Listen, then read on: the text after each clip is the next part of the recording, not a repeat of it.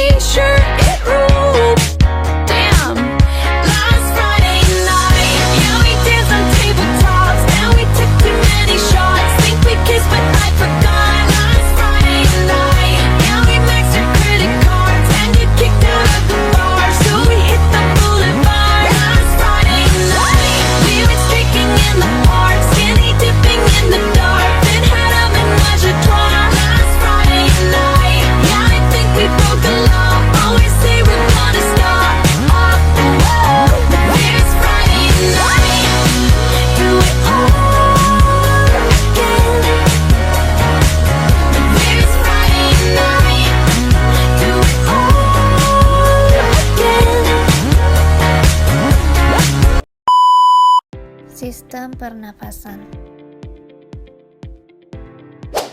Bagian dan saluran pernapasan. Yang pertama, hidung. Fungsi hidung menyaring udara dari debu dan partikel menggunakan rambut halus dan lendir, melembabkan udara agar tidak terlalu kering, menghangatkan udara yang masuk sebelum mencapai paru-paru. Bagian B adalah paring. Paring fungsinya menghubungkan rongga hidung dengan laring dan esofagus menjadi jalur udara dan makanan. Bagian C adalah laring. Fungsinya menghasilkan suara melalui pita suara, melindungi saluran pernapasan dari masuknya makanan melalui epiglotis. Bagian D adalah trakea. Trakea fungsinya menyalurkan udara dari laring ke bronkus, menyaring udara dengan bantuan silia dan lendir untuk menangkap partikel debu. Bagian E, bronkus. Fungsinya mengarahkan udara dari trakea ke paru-paru. Memiliki cabang lebih kecil yaitu bronchiolus yang memastikan distribusi udara merata di paru-paru. Bronchiolus fungsinya saluran kecil yang menghubungkan bronkus dengan alveolus, mengatur aliran udara dalam paru-paru. Bagian F adalah paru-paru. Paru-paru memiliki dua bagian yaitu alveolus dan pleura. Alveolus fungsinya tempat utama pertukaran gas antara oksigen dan karbon dioksida, mengandung kapiler darah untuk menyerap oksigen dan membuang karbon dioksida melalui difusi.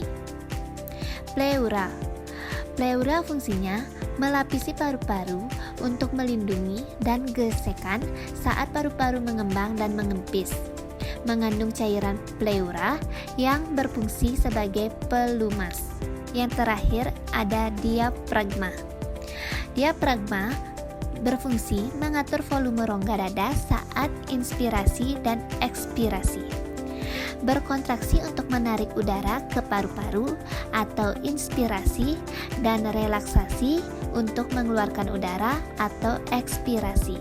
Dan ini adalah model sistem pernapasan yang kami buat.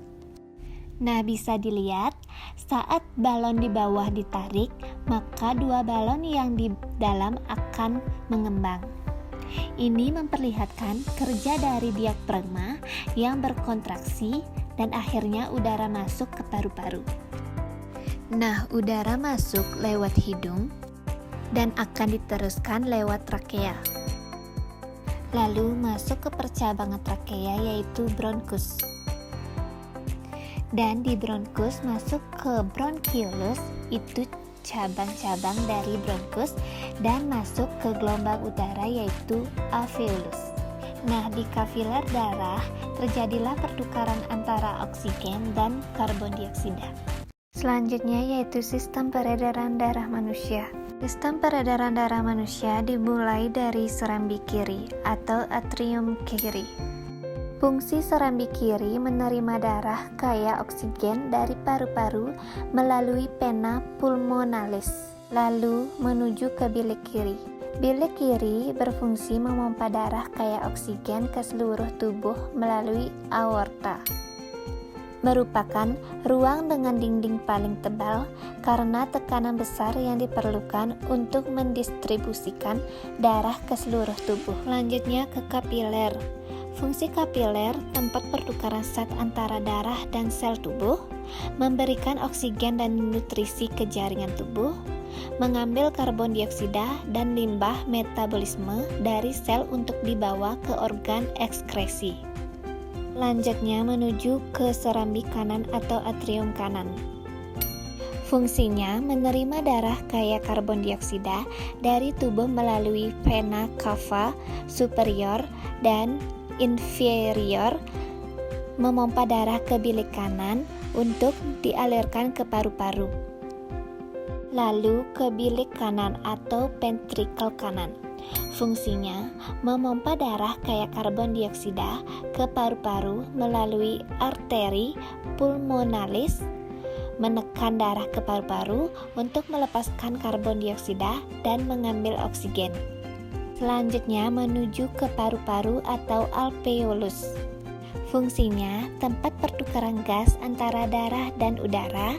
Darah melepaskan karbon dioksida ke udara dan menyerap oksigen melalui difusi di alveolus.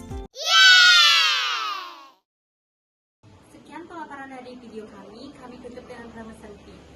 Om Santi Santi Santi Om.